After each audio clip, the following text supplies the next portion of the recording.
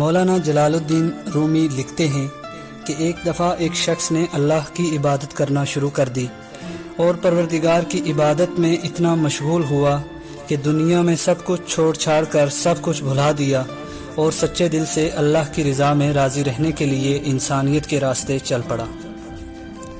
مولانا رومی لکھتے ہیں کہ ایک وقت ایسا آیا کہ اس کے پاس کھانے کو کچھ نہ بچا، اور ہوتے ہوتے ایسا وقت بھی آیا کہ گھر بار کچھ نہ رہا۔ وہ شخص چلتے چلتے موت کے انتظار میں گلیاں گھومتا کہ اب پلے تو کچھ بچا نہیں، اب موت کا انتظار ہی کیا جا سکتا ہے۔ ایک دن وہ بیٹھا ہوا تھا کہ اس کے قریب سے ایک لمبی قطار میں گھوڑے گزرے۔ ان گھوڑوں کی زین سونے سے بنی ہوئی تھی اور ان کی پشت پر سونے کے کپڑے پڑے ہوئے تھے۔ ان گھوڑوں پر جو لوگ سوار تھے وہ کسی شاہی گھرانے کے افراد سے کم نہ لگتے تھے۔ ان کے سروں پر سونے کی ٹوپیاں تھیں اور ایسے لگ رہا تھا کہ کوئی بادشاہ جا رہے ہیں۔ اس شخص کے دریافت کرنے پر اسے بتایا گیا کہ 7 گاؤں میں ایک بادشاہ ہے اور یہ سب اس کے غلام ہیں جو اس کے دربار میں جا رہے ہیں۔ وہ شخص حیران و پریشان ہو گیا کہ یہ حالت غلاموں کی ہے تو بادشاہ کی کیا حالت ہوگی۔ اس نے سر آسمان کی طرف اٹھا کر کہا، میرے بادشاہ، میرے مالک، میرے اللہ، شکوہ تو تجھ سے نہیں کرتا، لیکن اس بادشاہ سے ہی غلاموں کا خیال رکھنا سیکھ لے۔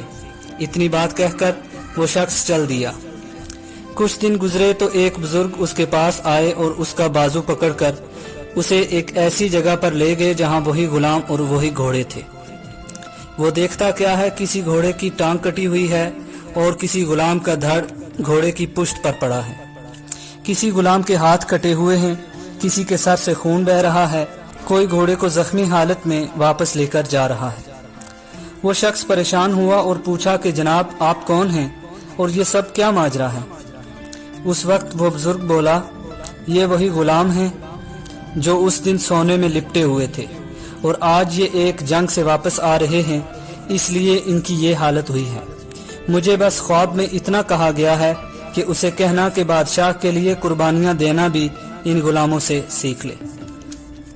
عزیزان گرامی، حقیقت میں ہمیں قربانی دینا آیا ہی نہیں، چاہے دین کا معاملہ سیدھا کرنا ہو، چاہے رشتہ داروں کا یا دنیا کا۔ جس دن ہم قربانی دینا سیکھ لیں گے، دین کے لیے، اپنوں کے لیے اور دنیا کے لیے، اس پر توکل کرنا سیکھ لیں گے، اس دن اللہ پاک ہمیں ایسی بادشاہت عطا کرے گا جو کبھی ختم نہ ہوگی۔ آج کی ویڈیو آپ کو کیسی لگی؟ کمنٹ سیکشن میں اپنی قیمتی آراء سے ضرور آگاہ کریں۔ ویڈیو اچھی لگے تو دوست احباب میں شیئر کریں اور چینل پر نئے ہیں تو چینل کو سبسکرائب کریں۔ بہت شکریہ۔